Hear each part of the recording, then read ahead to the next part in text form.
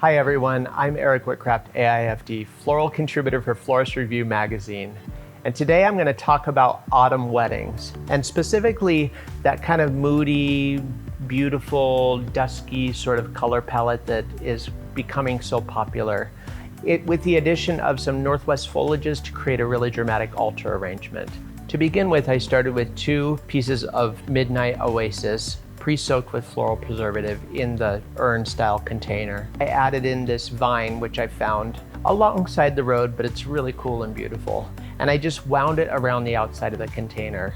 From there, I added the Japanese maple to create the form, and then also the magnolia, the hellebore foliage, and the aralia leaves, which I tinted with Design Master Gold, and then tinted also with a little bit of October Brown to mute the color.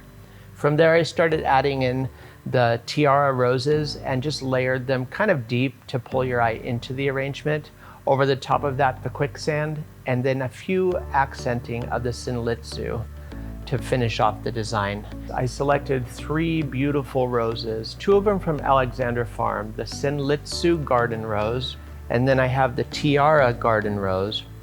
And then also I'm utilizing the Quicksand roses. All of these 3 pair really beautifully together in a very complex, muted color palette. I also added in some succulents that I wired on a heavy gauge wire, cross-piercing through the succulent, and then they are inserted into the design. Brides are loving this loose kind of casual feel. It has a very organic look, and with the muted colors, it's very sellable to today's bride.